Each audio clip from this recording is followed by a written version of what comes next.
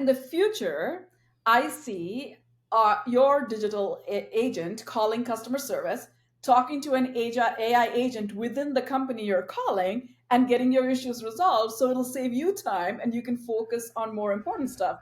Rick, it's Oh, like yeah. having your people talk to my people, but with bots. Customer experience wisdom, a dash of travel talk. We've been cleared for takeoff. The best meals are served outside and require a passport. I was at CCW Austin earlier this year joking about the risks of a hot mic with a former CX Passport guest, Wes Dudley. It might not have been the best idea, as right next to us, waiting for her arrival on stage for a vital keynote, was today's guest. There's nothing like quite adding a few extra butterflies before heading on stage. However, after joking a bit, it did allow me to meet Sangeetha Rai, a visionary tech and customer experience executive, AI advocate, and dedicated board member with a passion for driving change and championing diversity. Currently serving as the Vice President of Customer Success at Northwestern Mutual, she's redefined excellence in customer experience, focusing on automation and continuous improvement to elevate customer happiness. With over 20 years of leadership in customer experience and technology, Sangeetha has been at the forefront of driving service transformations, achieving operational efficiencies, and providing strategic thought leadership on the implementation of AI in service. Beyond her professional endeavors, Sangeetha is an advocate for diversity and inclusion, serving as the executive sponsor for Women in Tech at Northwestern Mutual, and as a board member for organizations like Milwaukee Tech Hub, the Red Cross, and is also a member of Chief, a community helping to maximize women's leadership impact through access and insights.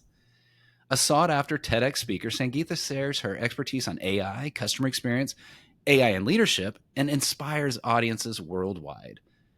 Now, she's not all business. When she's not reshaping industries, Sangeetha indulges her adventurous spirit, traveling the world. From coast-to-coast road trips to traversing continents, her bucket list knows no bounds. And that makes for a perfect guest for CX Passport. Sangeetha, welcome to CX Passport. Thank you, Rick. It was so great to meet you that day because it helped me have the right energy to go rock that stage at CCW. And I'm glad that you invited me here. So thank you. Well, I'm glad for both of those, but yeah, I remember feeling I felt like, oh my gosh, I really did just shove my foot right in my mouth as I'm making the keynote speaker anxious. But there was zero evidence of that as you stepped on stage that day and gave what was a pretty insightful keynote. And there was something in that keynote that even we're talking about months ago now at the point of recording. You said something back then that still sticks with me today. And you said 85% of the jobs in the year 2030 haven't even been created yet. That is a ton of change between now, 2024, as we record this today, and 2030. That change likely both inspires and frightens employees. So let's talk about employee resilience.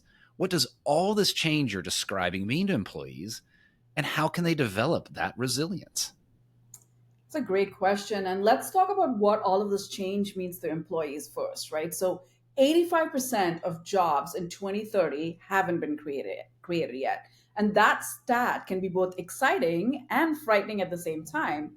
Another stat that I read is that AI is expected to create 133 million jobs, new jobs by 2030, and the demand for AI skills is outpacing the supply for AI talent. So there's a lot of opportunity. Yeah. Throughout my career, I've embraced this mantra, and I shared this at CCW, is who you are today, who you will be tomorrow, and the path you're meant to follow is unpredictable.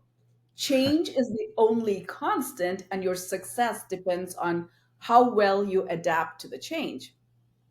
And the key to adapting to this change is being resilient. And it's 100% learnable skill, believe it or not. Yeah. And I can share one effective way to build resilience, and that is through creating customized resiliency kit. And that can be utilized whenever we encounter changes, and that requires learning and adaptation. So you mentioned this. I recently had the opportunity to deliver a TEDx talk on this topic, Yeah. and it will be available on YouTube in a few weeks, and I encourage people to watch it. So my personal resiliency kit for embracing new challenges involves three things. The first one is that I block an hour of thinking time weekly and list out all the possible opportunities that I can take advantage of. And then I figure out how do I push beyond my comfort zone, and then how to strive to improve my by 1% every day. And I've used this multiple times. I mean, I'm going to age myself, but through all the technological changes that come my way, and when generative AI emerged in late 2022, I followed my resiliency kit, and I'll share that story with you.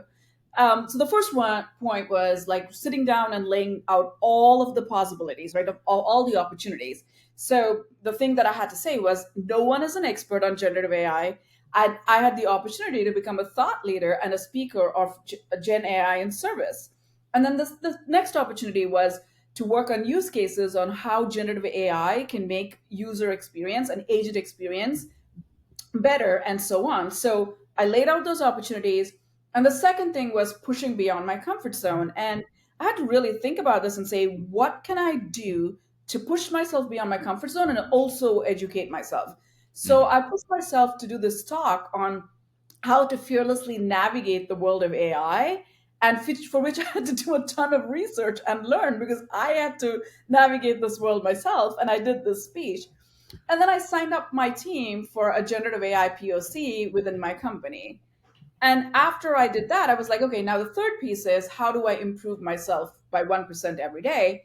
So I spent an hour listening to podcasts, meeting with vendors who were talking about AI capabilities, Mhm. learning some foundational stuff. I would sit down with books and I would go to Chat GPT and say, explain this to me like you would explain this to a child, right? And Right, then just right. learn. So, what I mentioned at CCW, 85% of jobs in 2030 haven't been created yet.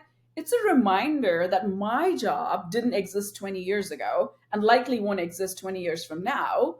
And so, the key to overcoming any challenge that comes my way lies in creating a resiliency kit that'll help me get through it. This is your captain speaking. I want to thank you for listening to CX Passport today. We've now reached our cruising altitude, so I'll turn that seatbelt sign off. While you're getting comfortable, hit that follow or subscribe button on your favorite podcast app so you'll never miss an episode.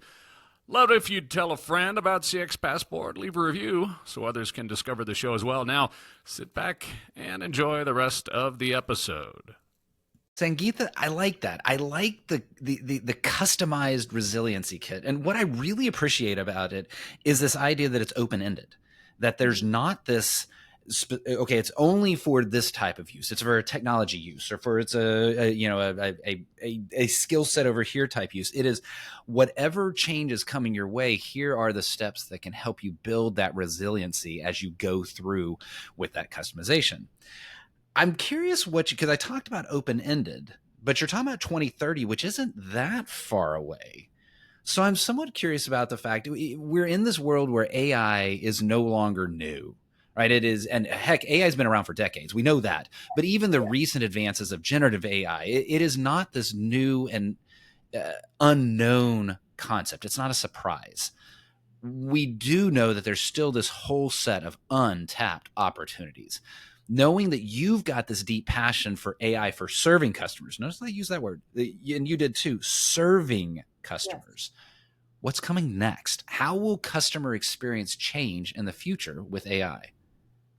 Yeah, so we're definitely not surprised with generative Yeah. AI. We're now in this phase where there are endless opportunities to use it, and most companies are exploring these options, right? So, in the short term, companies are transitioning from testing ideas to fully implementing generative AI use cases. We're learning, we're iterating, and trying to understand how quickly we can derive value from this. So, at Northwestern Mutual, earlier this year, we implemented generative AI for call summarization, and it's a great use case where it Oh, summarizes yeah. calls transcripts.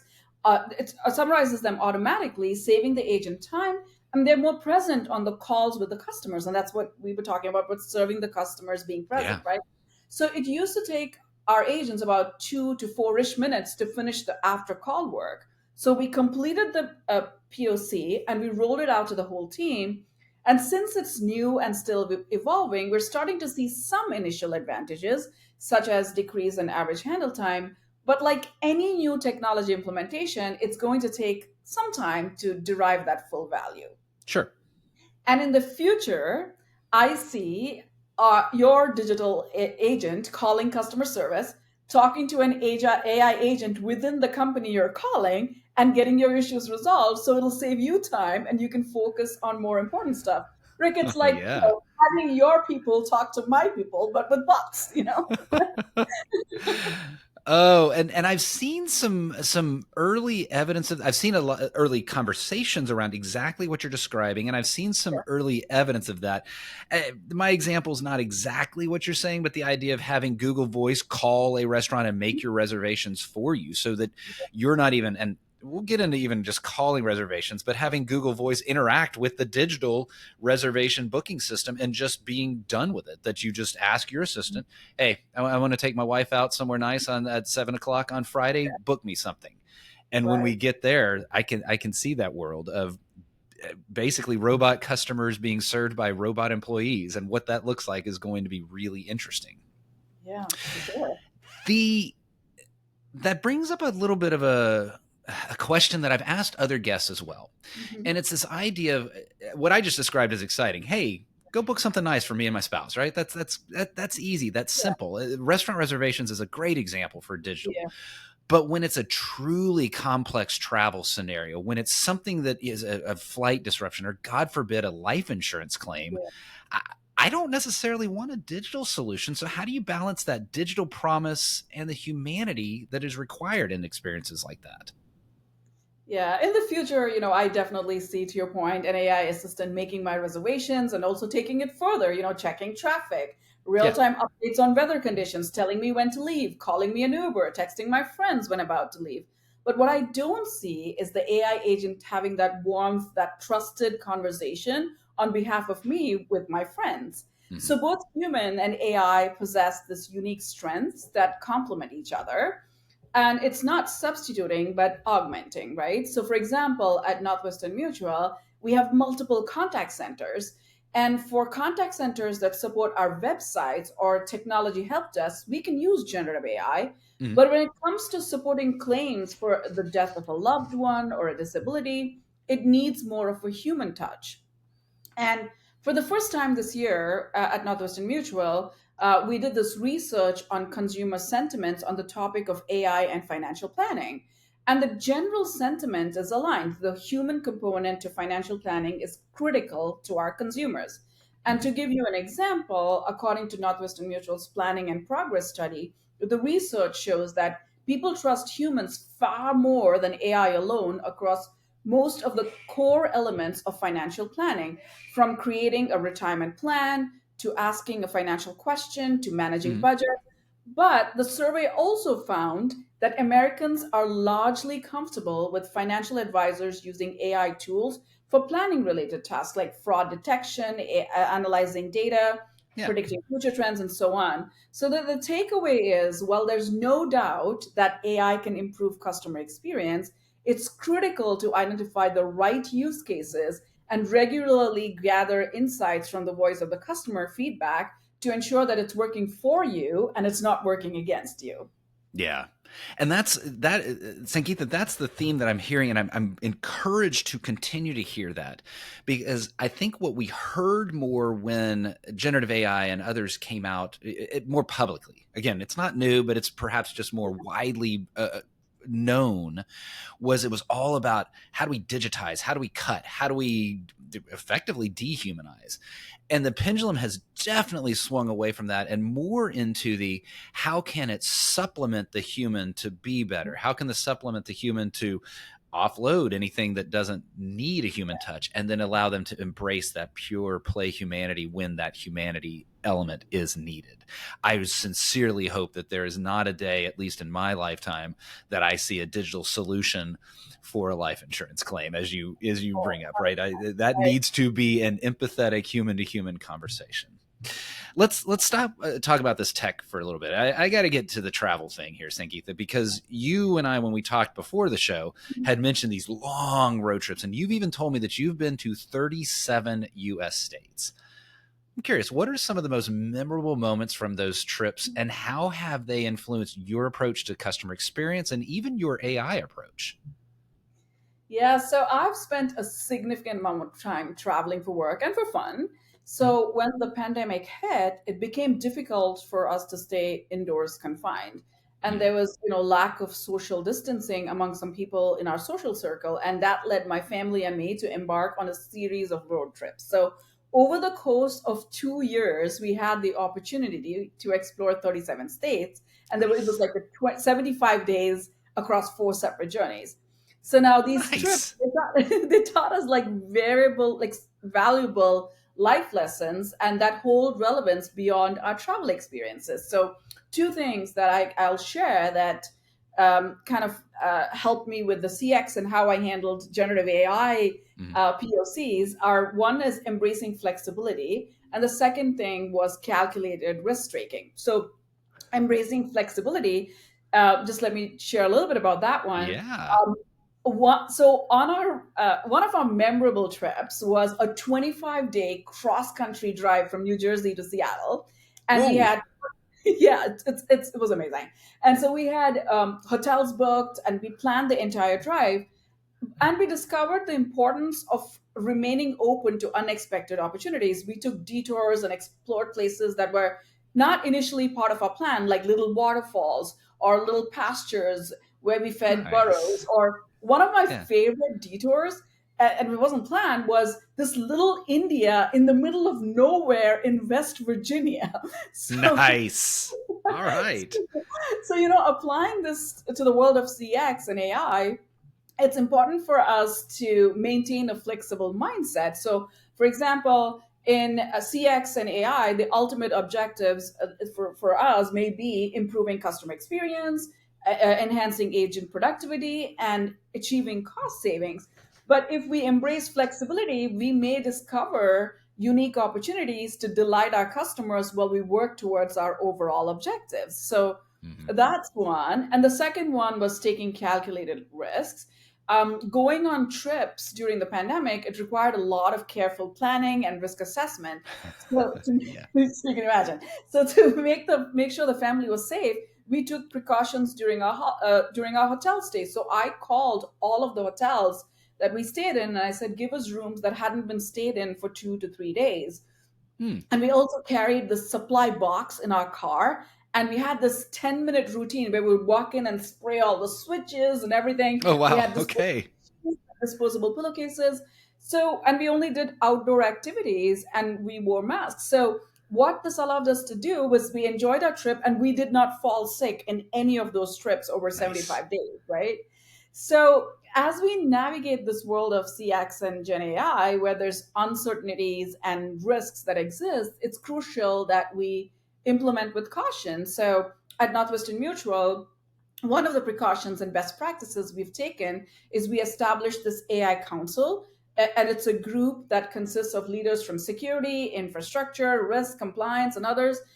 So to look so that there is a safe and a holistic integration of all of the work that we're doing. And also, this group looks at all of the generative AI use cases and approve them across the company as well. So the two things, like embracing flexibility, taking risks, are two learnings that I had.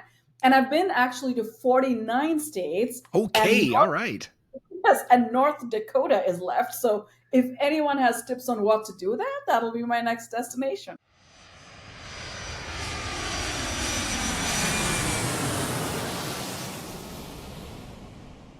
Sangeetha, you could have given me a good set of guesses, and I don't know that I would have guessed that North Dakota would be the 1 out of 50 that you haven't hit yet. So at least we know that it's relatively accessible. There's no plane, at least no required planes. You could truly drive there. It's at least part of the contiguous. So hopefully you knocked that one out. I did not realize that it was almost all 50 when we were talking about that. One thing that I would imagine a road trip you didn't get to do, but you have certainly traveled the globe, you know how nice it is to stop off in the lounge. You know that the first class lounge can be such a treat when it's a long, flight or some sort of disruption. So we're going to do that today. We are going to stop off in the first class lounge, move quickly here, and have a little bit of fun. What is a dream travel location from your past? Dream travel location, Kenya. And if I Oh, can tell you a quick story that yeah. relates to PX, I promise.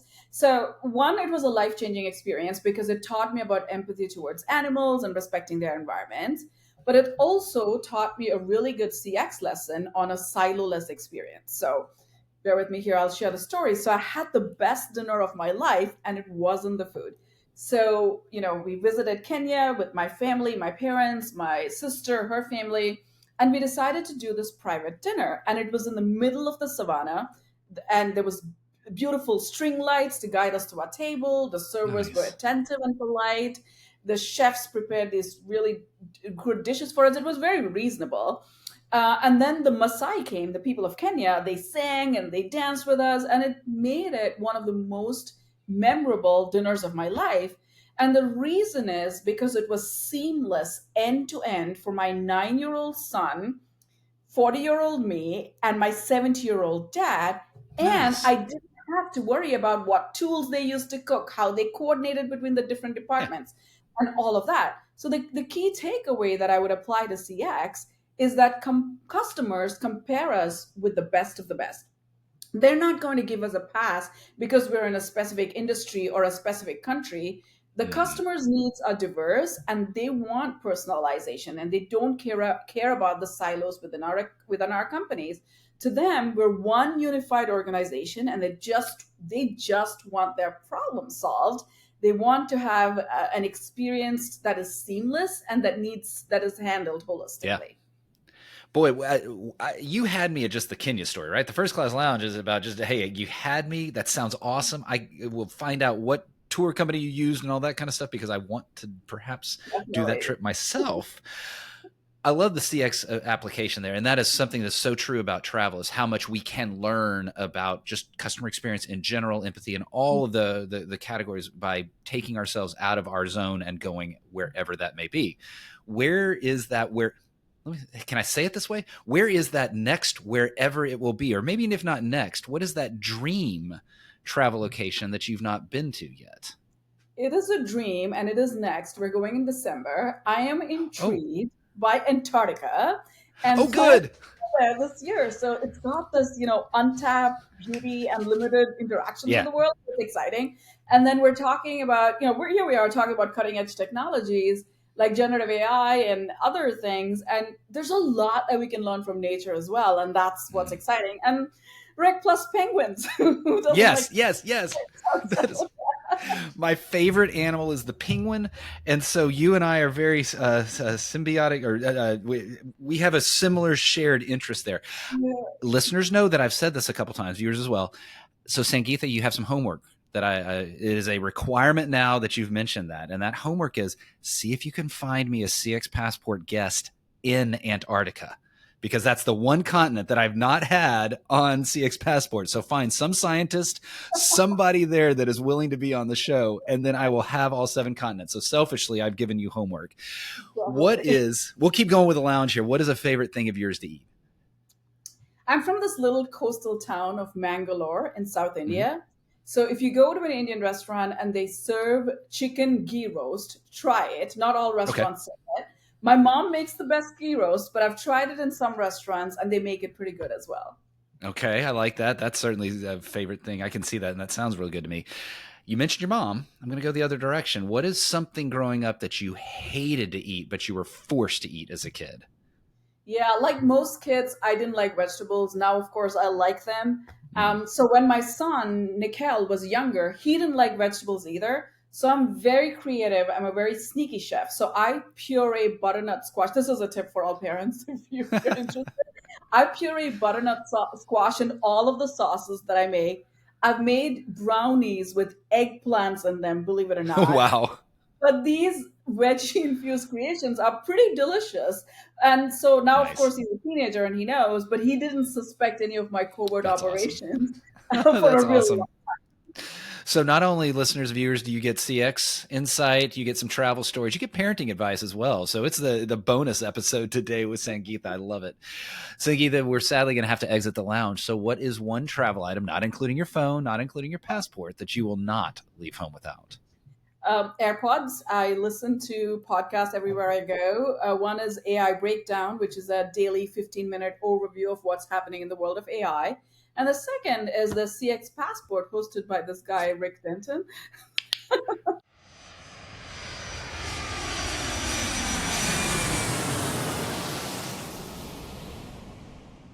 Well, Sangeet, I was not expecting that shout out, so I'm glad that CX Passport makes the one thing you will not leave home without flowing through those AirPods of yours. Thanks so much. I want to go back to something that I had mentioned in the introduction. We kind of talked about a little bit, but not really.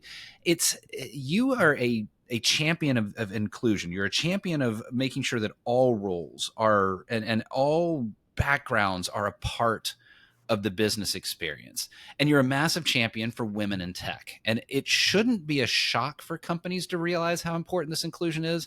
But we've got examples as recent, as earlier this year, where mid-journey image generation clearly showed obvious bias. So if we're not there now on companies understanding the importance of inclusion, how will we know we've actually achieved the objective? What does it look like? And how can we get there? Yeah, so sadly, AI carries the same biases as humans, but Mm-hmm. it's often disguised as objective because it's technology, right? Yeah. And we need to your point, we need to address this. It's not only because we want to ensure fairness, but frankly, to get better results. And eliminating bias in AI is not a simple task, as racial and gender biases have proven difficult to uproot in the real world as well. And there's, two main factors for these sources of these biases. The first one is the data on which the AI software is trained. It plays a significant role. And Mm-hmm. you gave an example, and there's this example of a test of image generation. Bloomberg requested over 5,000 AI generated images and found that they depicted a world dominated by white male Mm-hmm. CEOs, reinforcing those gender and racial biases. And the second source is with the red teamers, the testers, the programmers who manipulate the software during its use. And they have controls over the decisions entrusted to AI software and can override its recommendations. And sometimes bias can seep into those processes as well. Hmm. And companies are working through this. But I'll say like four ideas that I've read that I would like to suggest, and they're pretty idealistic, is the first one is to my point, second point earlier about countering bias in AI. Keep diverse and objective humans in the loop. Yeah. The second one would be around algorithmic auditing. The auditors must be truly independent, and they should be empowered to question all the underlying assumptions its developers make, not just merely the algorithm's efficacy as they define it. And then I would also say that working with communities affected to study the impact of AI systems on real people, as opposed to just solely analyzing these algorithms in the labs. And this last one is important because it's foundational level teaching in schools, right? In most of the courses on machine learning and data sciences, students learn how to make the programs more effective and more efficient. And besides accuracy, engineers should pay attention to whether these models are biased, whether they compromise data privacy, whether they're going to behave reliably and as designed at test time and things like that. And from my company Northwestern Mutual's perspective, as a part of the financial services industry, we have this unique ability to provide objective insights to help our clients establish financial security. So in today's economic climate, there's this abundance of counsel we can offer as well. And all of this is in all of this, trust is paramount to our consumers. And so we place a great deal of importance on establishing AI governance capabilities. So, for example, each data set, source, and scoring system must have its own well designed governance structure in Nice. prioritizing accuracy, security, privacy, ethics, inclusiveness, and so on.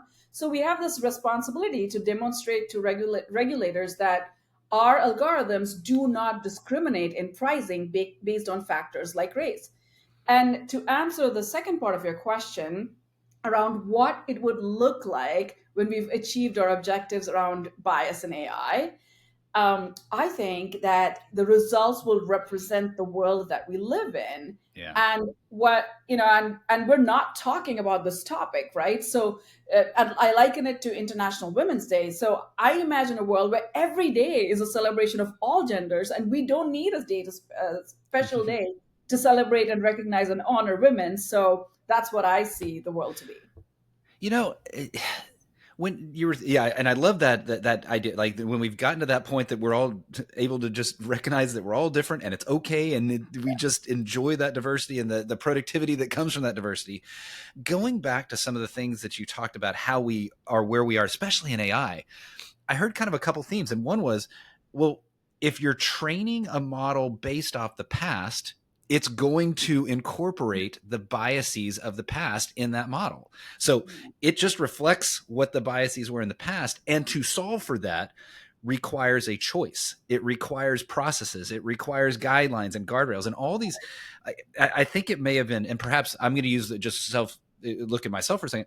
It might have been naive on my part to think that suddenly a technology would be better than the past without effort. What you're describing is, no, we need to put the effort in place so that it doesn't just vacuum up the past and regurgitate it out to us in a more efficient and different sort of technology sort of way. Sangeetha, beyond bias that exists in AI, there's also the global aspect of that, the global talent inclusion element. We can talk about extracting bias or removing bias from technology. We can talk about including women in tech, but there's even a wider, and that is just ensuring that we have the global talent inclusion in place, this wide diversity that the globe offers. How can companies truly leverage that wide global talent diversity? Yeah, there's a lot that companies can do to leverage global talent to deliver experience. From the generative AI perspective, choose a balanced team. As with everything, representation matters. The more varied the AI team, what I mentioned earlier about the red teamers, testers, programmers who manipulate the software during its use, the more varied that team is, the more likely they will recognize bias. And the second thing is that different cultures do different things really well. Mm-hmm. So we need to take the best of the best. So you've traveled to a ton of places. So, one of my favorite experiences was in Thailand. They're warm, Yeah. polite, professional. And in America, in the US here, I think the team is bold and they share their opinions more openly with leadership on what Mm-hmm. works and what's not from the customer perspective.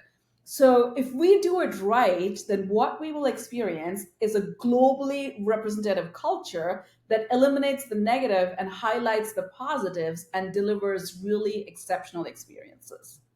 That is so true. And it is amazing how travel, I love that you called out the travel part of that.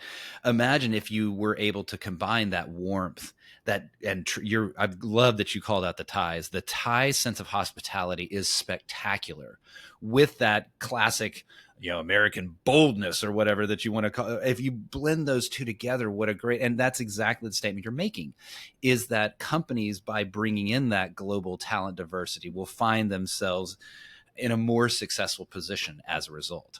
I've used this phrase on other episodes before. My brain's kind of broken a little bit because of that, but I will take some time to think about it as we exit the episode. And I look at the clock and I realize we're running out of time here, but there's a story that I really don't want to miss here, Sangeetha. You told a story at CCW Austin, and it speaks to my heart. I remember my mom's fried chicken. And of course, every kid thinks that their parents' meal is the best. Well, my mom's fried chicken is the best, and I don't want to hear it from anybody else. But you told a story at CCW Austin about chicken tenders, and it still sticks with me today. So I wanted you to take the time to share that with the listeners and viewers today. And how should a company approach that balance between policy and experience? Yeah, Rick, all of this food talk is making me hungry. Yeah. And I think it may be making our listeners as Yeah. well. So it's good that the episode is kind of coming to a close too. So, so I was at this restaurant with my work colleagues in Milwaukee, ordering a bunch of appetizers and drinks, and we asked for chicken strips, which was from the kids menu. And, because we're all good, responsible adults, we wanted to be fair. So we said, listen, give us the chicken strips, and if we can pay a different and more suitable price, if that's what you need. But the server refused to serve us the nuggets, and we were like, hey, we'll pay you more. And he was like, no. And he said, it's against our policy. Oh, geez. And we could not change his mind.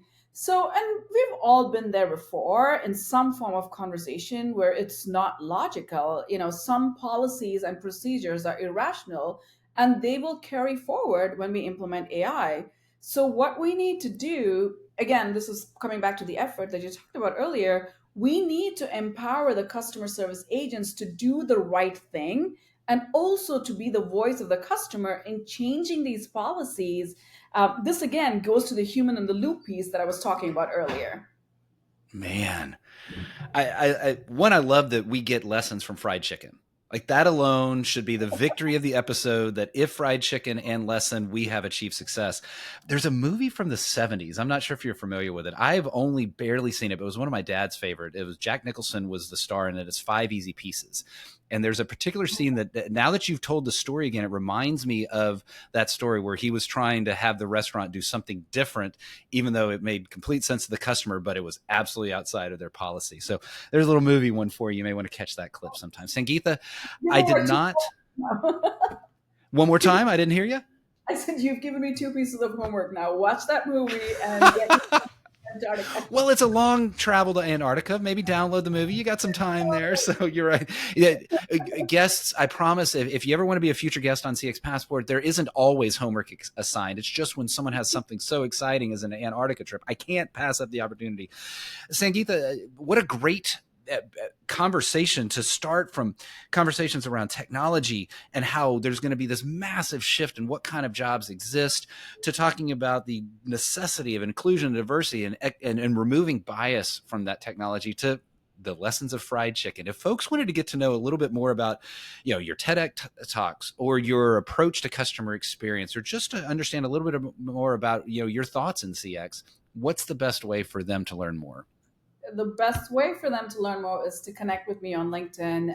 My TEDx, which I'm really excited about, and it will help people build resilience. The topic is how to conquer stress and do hard things. So to follow me on Nice. LinkedIn, and I will let you know when it's out.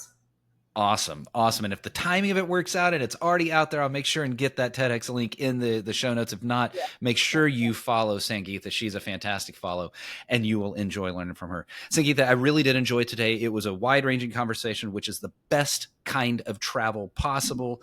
Travel, I mean conversation. What am I saying here? I did really enjoy talking to you today, Sangeetha. Thank you for being on CX Passport. Thank you for having me, Rick.